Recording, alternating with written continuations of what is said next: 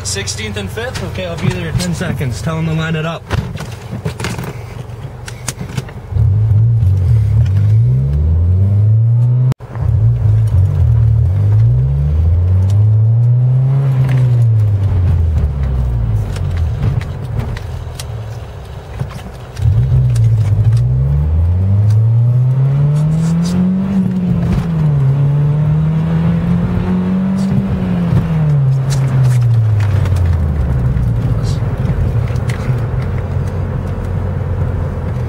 Right.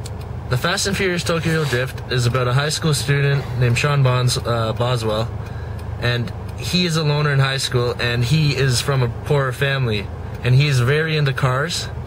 And at the beginning of the movie, he drives an old car that is seen as a piece of crap, let's call it.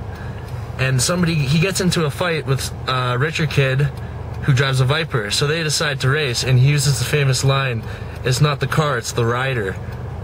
And he races, and he ends up going into a subdivision and destroying a house and getting thrown into jail. But then he gets a choice of whether to go to jail or to move in with his military father in Japan.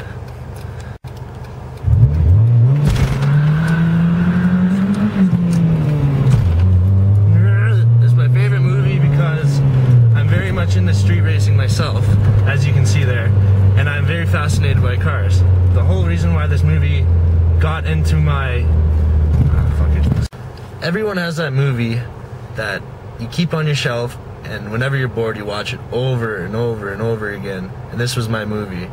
This movie, I watched it so many times I had to replace it because that's how much I appreciated it, and that's how much I watched it. The Fast and Furious Tokyo Drift is actually the sequel to the original one. But it has to deal with two different storylines because there's two different sets of characters for the movies.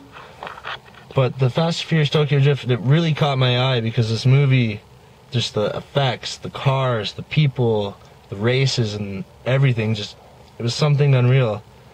And really, ever since I watched this movie, I always wanted to get into drifting. Since this movie came out on June 16, 2006.